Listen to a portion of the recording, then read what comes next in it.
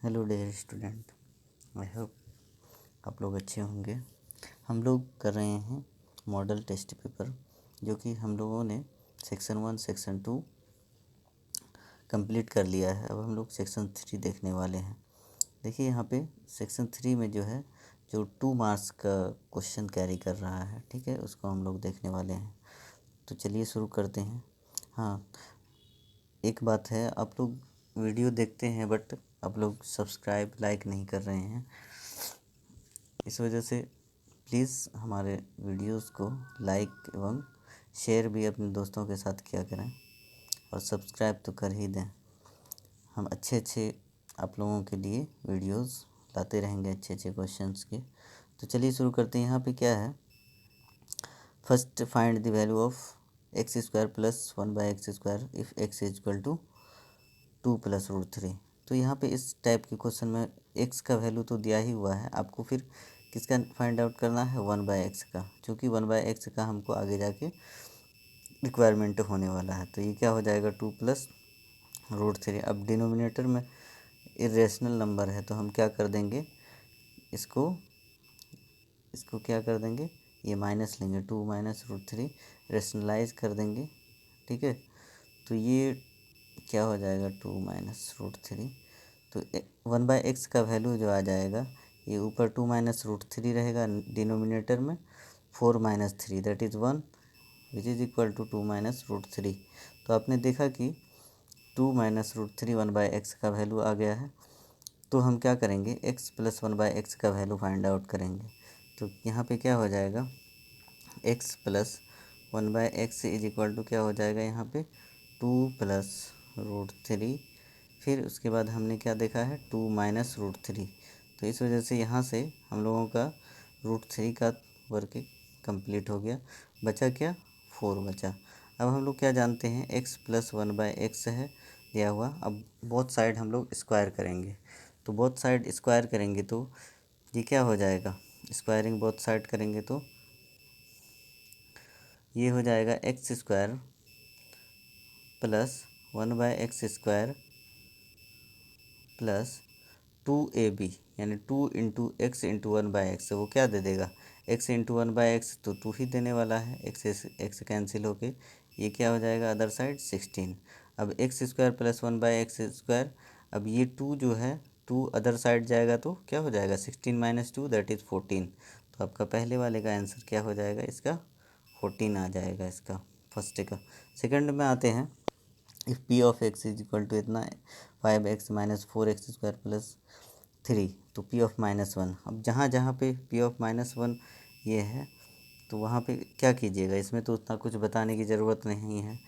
5 × ये -1 हो जाएगा, फिर उसके बाद -4 × -1 का स्क्वायर, फिर उसके बाद +3।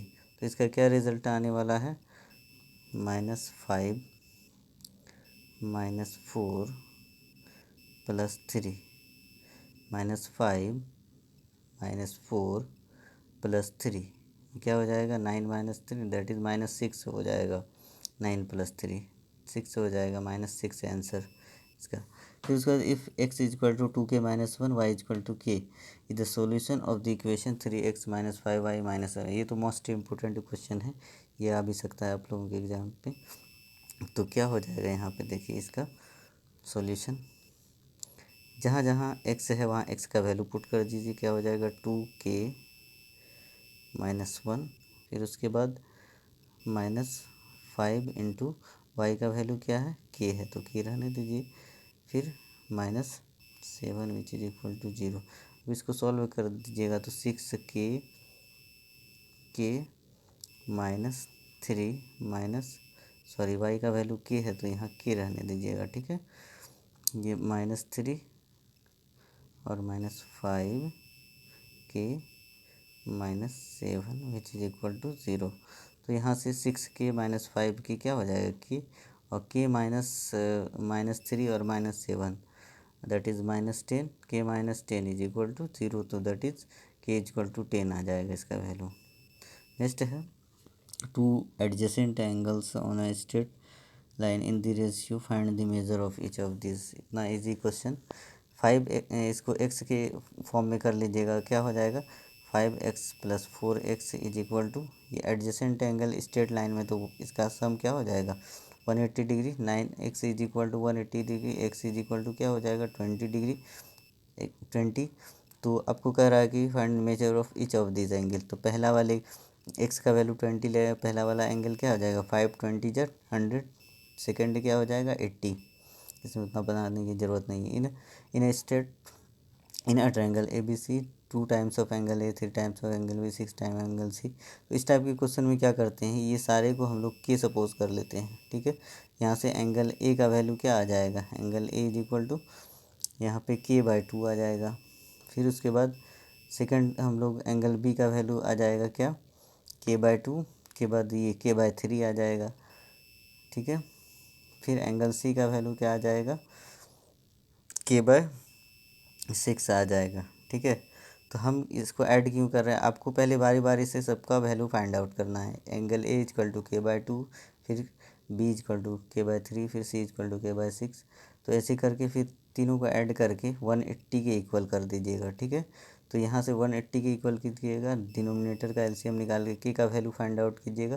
Then angle A equal to k/2 है, तो के का जितना भी वैल्यू आएगा k/2 कीजिएगा, एंगल ए का वैल्यू आएगा, फिर k/3 कीजिएगा, एंगल बी वैसे कीजिएगा, आ जाएगा आंसर। उसके बाद the base of an isosceles triangle measure 24 and its area is इतना, find its perimeter.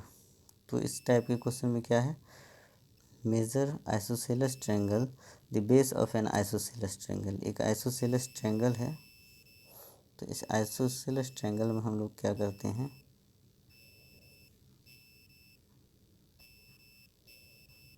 Isosceles triangle में देखिए, आइसोसेलेस ट्रायंगल उस ट्रायंगल को कहते हैं जिसका कि दो साइड इक्वल हो, है ना।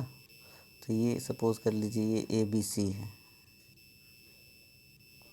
कह रहा है कि ट्रायंगल बेस कितना है, ये 24 सेंटीमीटर है, ठीक है 24 सेंटीमीटर एंड इट्स एरिया इतना। तो यहाँ पे अगर इसको x सपोज करें, इसको भी x सपोज करेंगे, ठीक है। फिर उसके बाद बेस दिया हुआ, तो इस टाइप के क्वेश्चन में यहाँ से पहले हाइट फाइंड आउट कर लेंगे, द एरिया इसका दिया हुआ है, ठीक है। तो ये इसके करस्पॉन्डिंग हम लोग इसका क्या निकाल लेंगे, area half into base into height करके फाइंड इट्स पेरीमीटर। तो यहाँ से बेस इसका क्या है, बेस एक इसके हाइट को पहले हम लोग हाइट इसका निकाल लेंगे। हाइट कैसे निकलेगा, ये अगर हम लोग इसको D सपोज करें, ये पॉइंट को D सपोज करें, ये तो BD, ये हाइट हो जाएगा AD। तो यहाँ से हम लोग हाइट कैसे, ये AD इसका हाइट हो जाएगा, ठीक है। तो AD फाइंड आउट कर लीजिएगा, देन उसका एरिया फाइंड आउट कर, एरिया तो दिया ही हुआ है, half into base into height करके यहाँ से हम लोग क्या फाइंड आउट कर लेंगे, एक्स के टर्म में पहले हाइट फाइंड आउट कर लीजिएगा। तो वही half into base into height में करके एरिया के इक्वल कर लीजिएगा, ठीक है। वहाँ से एक्स का वैल्यू फाइंड आउट हो जाएगा, ठीक है। तो यहाँ से क्या हो जाएगा, x² माइनस 12 का स्क्वायर, ये हाइट आपका निकल जाएगा। हाफ इंटू बेस कितना है और 12 है, तो half into 12 into this which is equal to 196 के इक्वल कर दीजिएगा। इसको इक्वल कीजिएगा,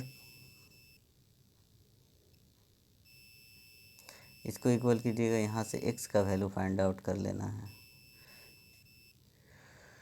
ये निकल जाएगा इससे। उसके बाद है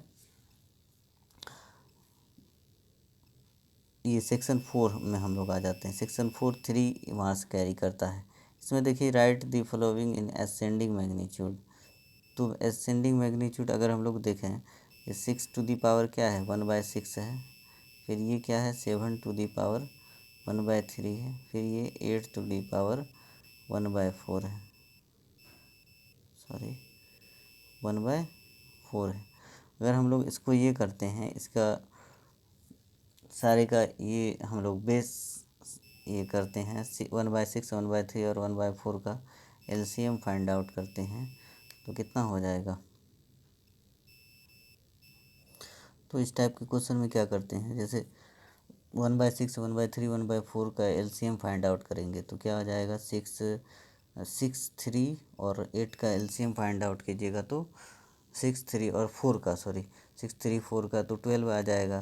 तो सबके में देखिए ये 12 है, डिनोमिनेटर में, सबके डिनोमिनेटर में ले लीजिए 12 है, ठीक है, सबके डिनोमिनेटर में 12 ले लिए।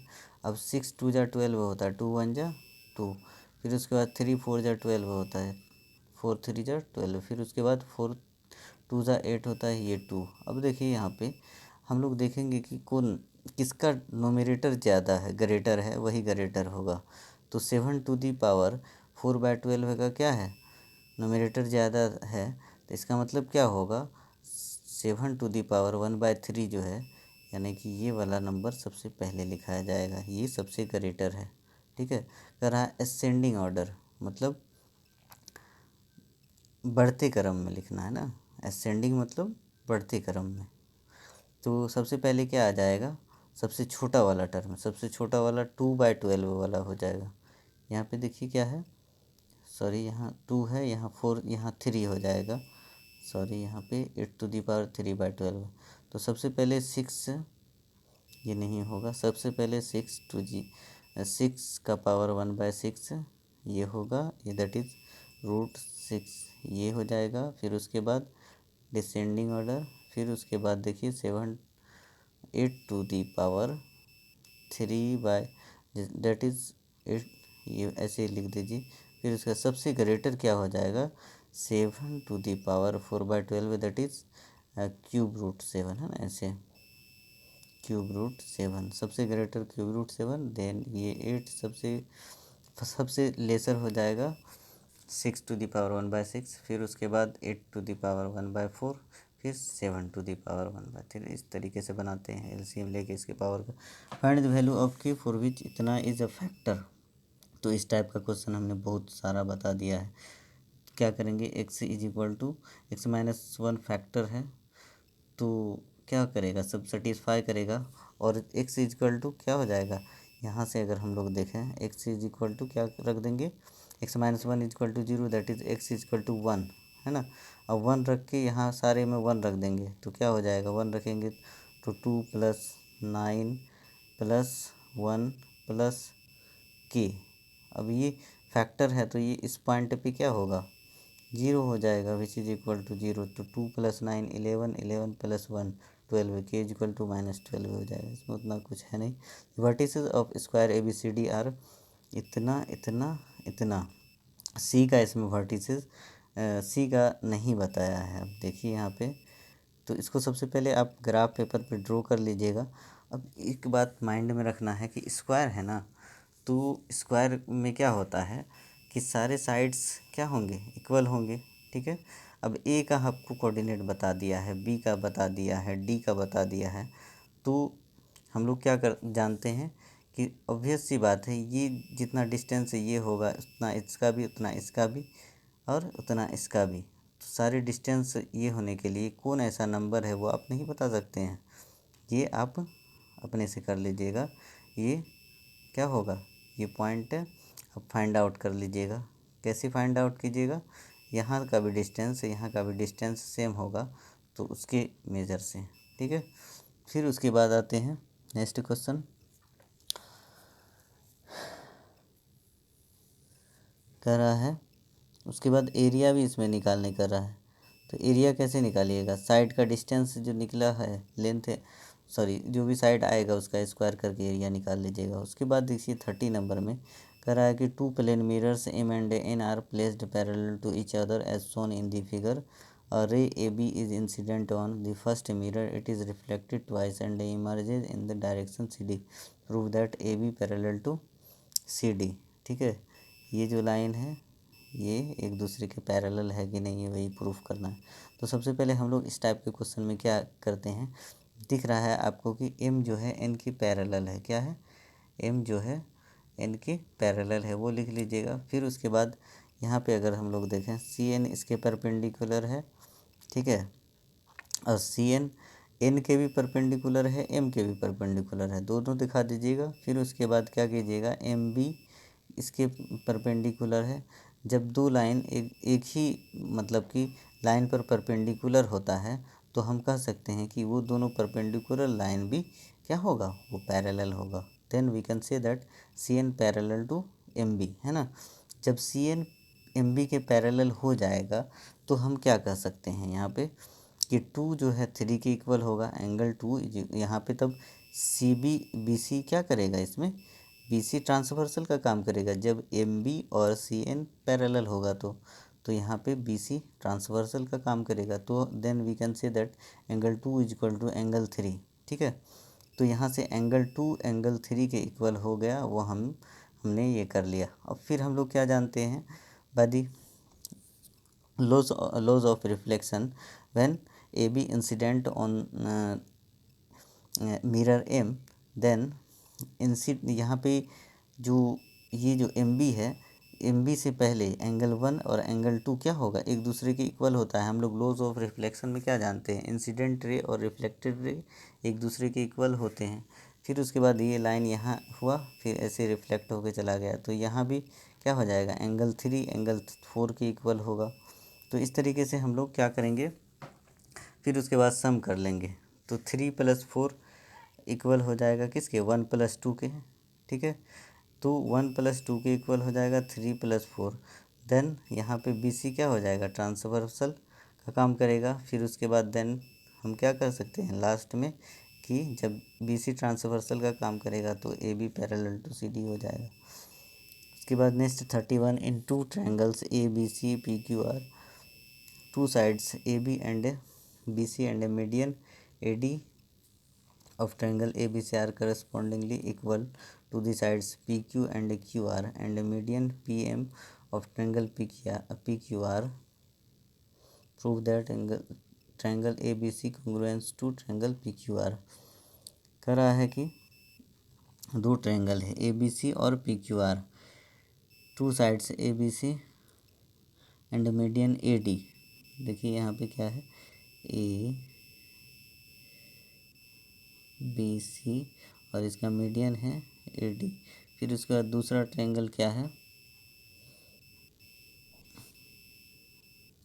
P Q R, A B C S corresponding equal to side P Q and Q R. A B जो है और बी सी, ए बी और बी सी क्या है, corresponding equal to P Q और क्यू आर। ये जो P Q और क्यू आर लिए हैं, then median P M,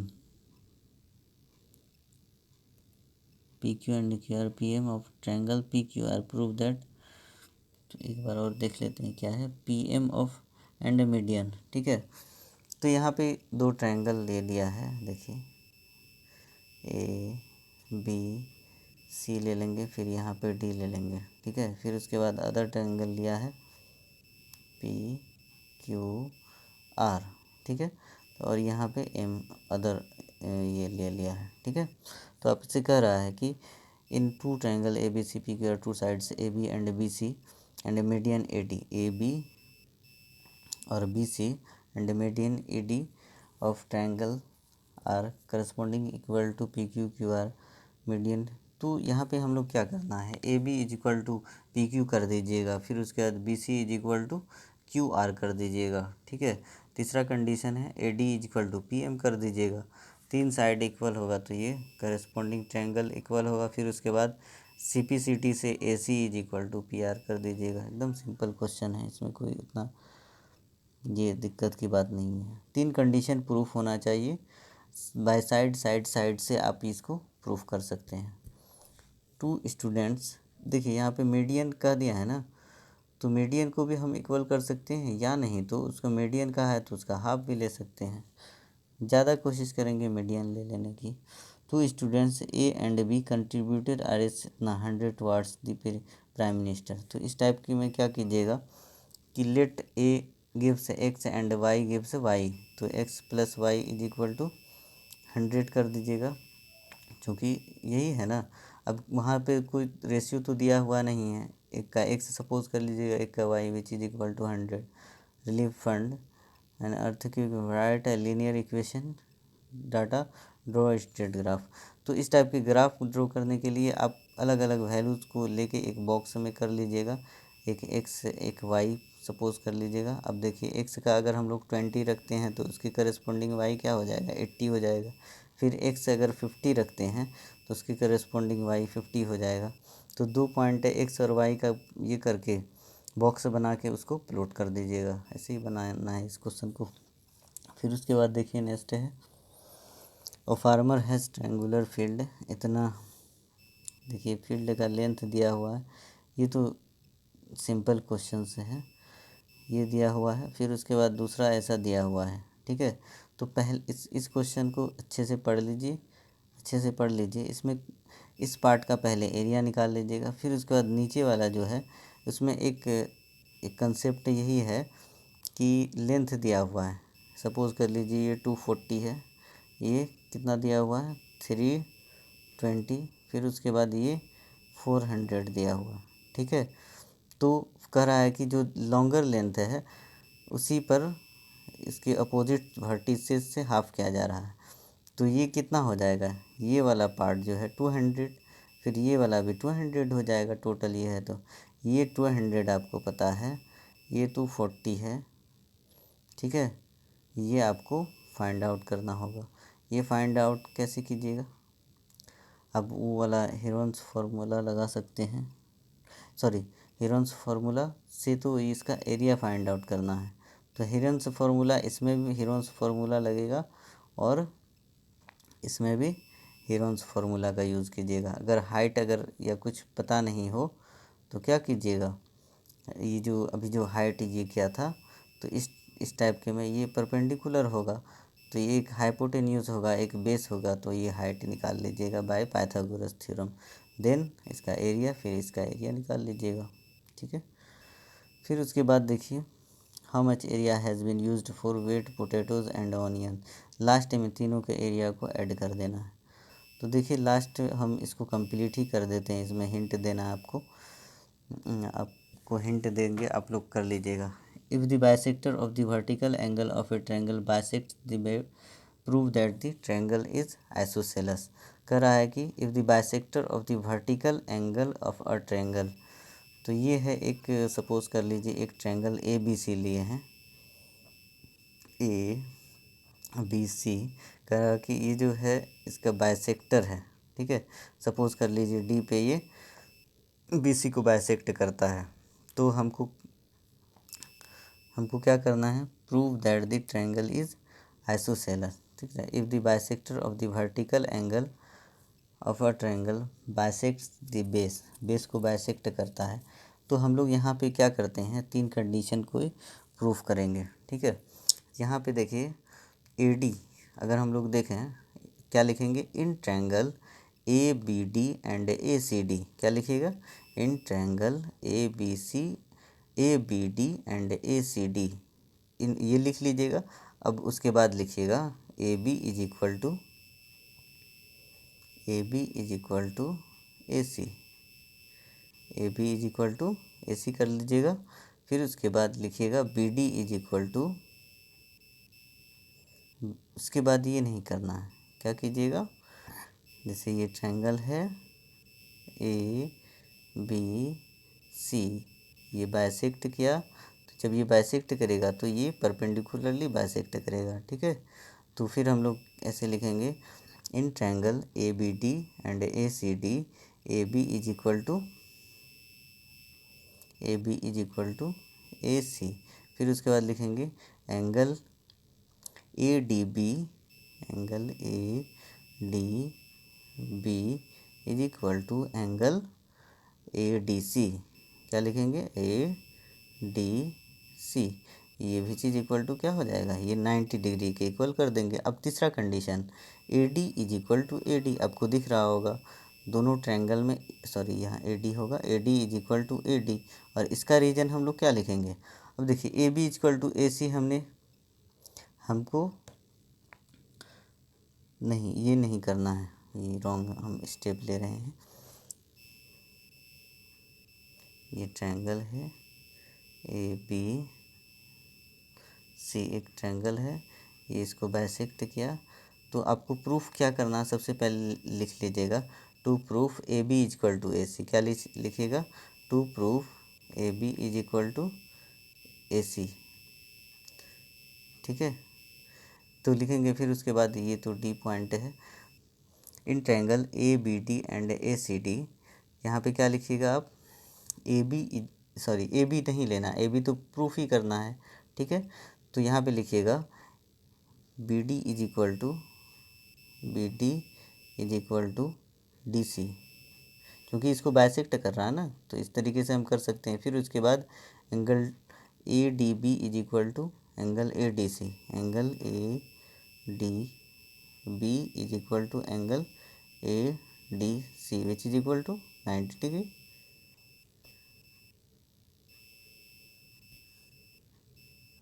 which is equal to 90 degree. अब यहाँ पे देखिए क्या कर दीजिएगा, थर्ड कंडीशन क्या है, A D is equal to, A D is equal to A D. अब देखिए ये तीन कंडीशन प्रूफ हुआ, तो हम क्या कहेंगे, ये triangle A B D and A C D congruence है, ठीक है। जैसी कॉन्ग्रुएंस इसको प्रूफ कर देंगे, तो हम फिर उसके बाद लिखेंगे hence A B is equal to A C.